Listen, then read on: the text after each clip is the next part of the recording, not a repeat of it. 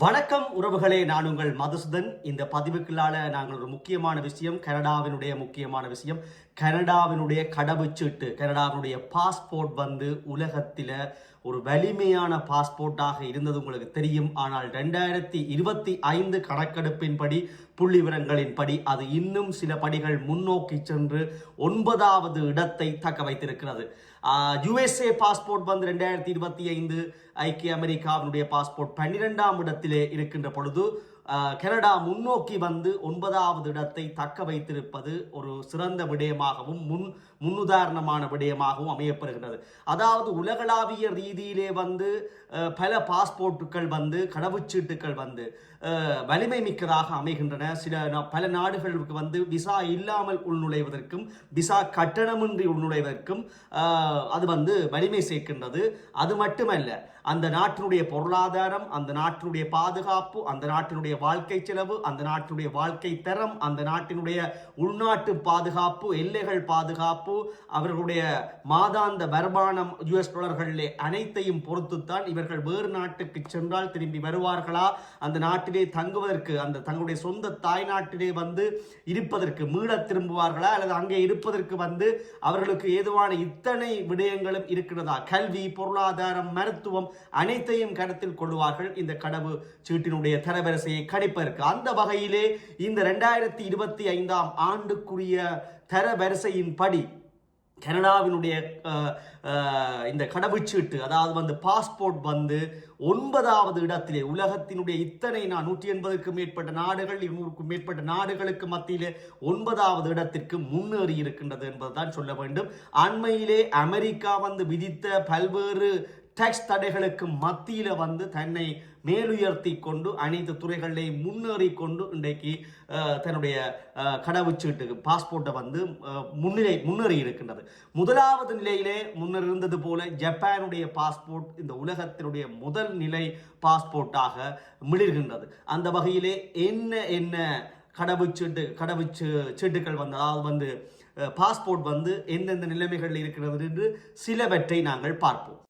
அந்த வகையிலே உலக பாஸ்போர்ட்டுகளை தரவரிசைப்படுத்தப்படுகின்ற கென்லி பாஸ்போர்ட் இண்டெக்ஸ் நிறுவனத்தினூடாக பல நாடுகளுடைய பாஸ்போர்ட்டுகள் தரவரிசைப்படுத்தப்பட்டிருக்கின்றன. பார்ப்போம் எந்தெந்த நாடுகள். சிங்கப்பூர் முதலாவது இடத்தில் இருக்கிறது. 191 நாடுகளுக்கு விசாக்கள் இன்றி செல்ல முடியும், விசா கட்டணங்கள் இன்றி.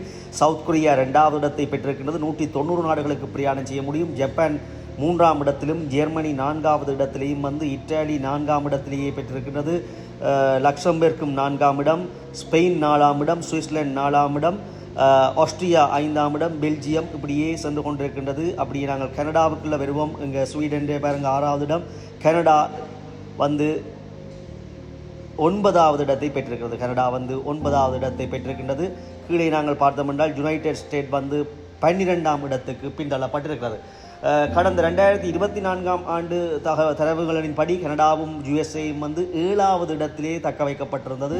ஆனால் கனடா இப்பொழுது 2வது இடத்தை பின்னோக்கி போனாலும் யுஎஸ்ஏயினுடைய பாஸ்போர்ட் இன்னும் பின்னோக்கி 12ஆம் இடத்தை பெற்றிருக்கிறது. பார்ப்போம் நாங்கள் எங்களுடைய இலங்கையினுடைய கடவுச்சீட்டு 98வது இடத்தை பெற்றிருக்கிறது. 41 நாடுகளுக்கு விசா இன்றி பிரயாணிக்கலாம். அந்த வகையிலே நாங்கள் பார்த்திருக்கிறோம்.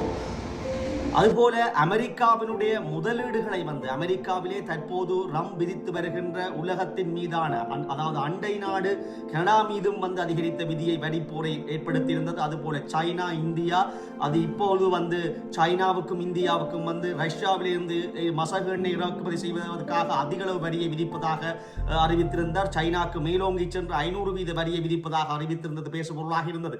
இந்த வகையிலே முன்னரே சைனா முன்னர் விதித்த வரிக்கே பழிவாங்க நோக்கில் அல்லது அதை ஹேண்டில் பண்ணும் நோக்கில் இந்த வர்த்தக போருக்கிடையில அமெரிக்காவிலிருந்து தன்னுடைய முதலீடுகளை பின்வாங்கி கொண்டது. இதனால் அமெரிக்க டாலர்கள் மதிப்பிழக்கின்ற நிலைமையும் போனது.